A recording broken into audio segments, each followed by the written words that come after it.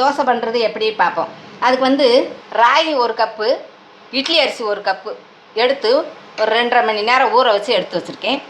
அதே போல் 1/2 கப்பு உளுந்து, 1 ஸ்பூன் வெந்தயம், அதையும் 2.5 மணி நேரம் ஊற வச்சு 2யும் சுத்தம் பண்ணி எடுத்து வச்சுருக்கேன்.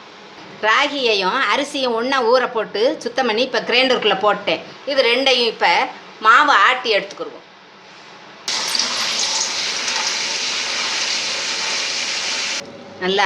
நல்லா ஓடிடுச்சு பாருங்கள். மாவு நல்லா நைஸாக ஆட்டியாச்சு. இப்போ தோண்டி எடுத்துருவோம். எடுத்துட்டு உளுந்த போடுவோம். அடுத்து உளுந்த ஆட்டி எடுத்துக்கிடுவோம்.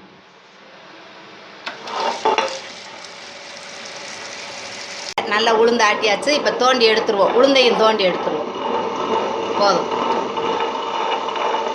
ராகியமும் உளுந்தும் ஆட்டி இப்போ 2 ஒன்றா ஊற்றி வச்சுருக்கேன். இதில் வந்து உப்பு போட்டுக்கிடுவோம். உப்பு போட்டு 2யும் நல்லா கரைச்சி ஒரு 5 மணி நேரம் புளிக்க வச்சுருவோம். நல்லா ஒன்றா கரைச்சிருங்க.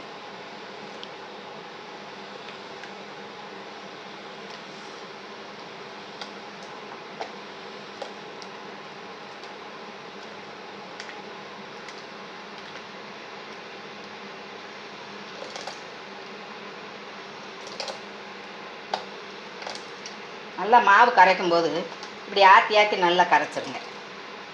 உளுந்த மாவும் நல்லா மிக்ஸ் ஆகணும். 2ம் நல்லா ஒன்று போல் சேர்ந்துடணும்.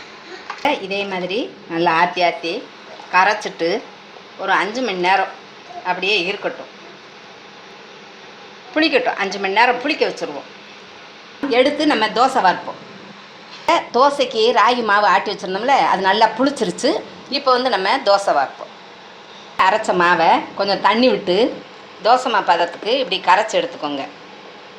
நல்லா தோசை மாவு பதத்துக்கு இப்படி கரைச்சிக்கோங்க. இப்போ வந்து தோசைக்கல்லை அடுப்பில் வச்சுருக்கேன். கொஞ்சம் கல் காயட்டும். கல் காஞ்சிருச்சு. இப்போ ஒரு கரண்டி மாவு எடுத்து ஊற்றி நல்லா கடைய விட்டுருவோம்.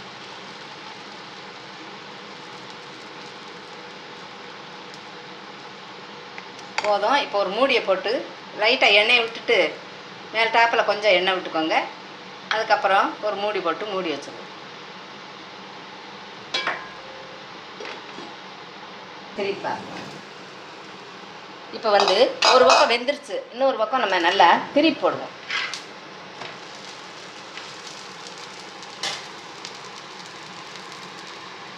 தோசை வெந்துருச்சு. இப்போ எடுத்துருவோம். இப்போ நம்மளுக்கு ராகி தோசை ரெடி ஆயிடுச்சு. இதே மாதிரி நீங்களும் ராகி மாவில் தோசை சுட்டு சாப்பிட்டு உங்கள் ஃபீட்பேக்கை எழுதுங்க. நன்றி.